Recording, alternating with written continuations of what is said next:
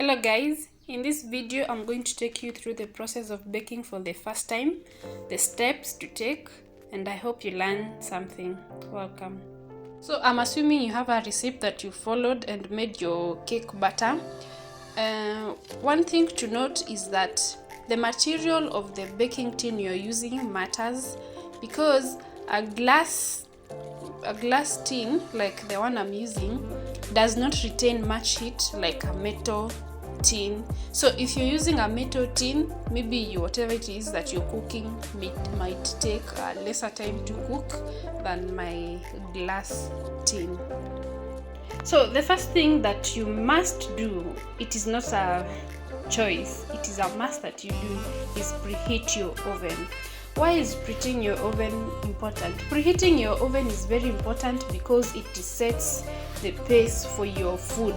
Like if you're baking, the leavening agents that you use in your baking process, they require a warm environment to start the chemical reactions so that they can start cooking and bring out the desired outcome.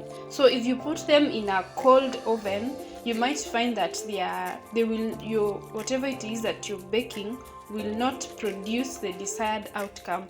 You might cook and you end up with a half-baked cake.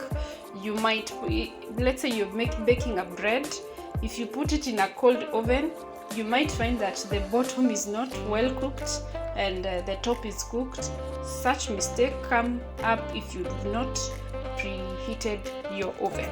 So you first make sure your power is on, well connected.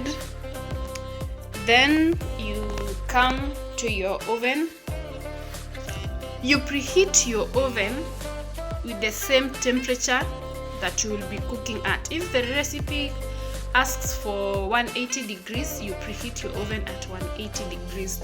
So you set your temperature at 180, set where your heat is coming from, then you set your timer. Once you set your timer, the oven will be ready. It will light up the bulb in the oven and it will be ready to cook. Now, the time that you preheat your oven you'll be at least a minimum of 5 minutes. It should not be too hot and not cold. At least 5 minutes.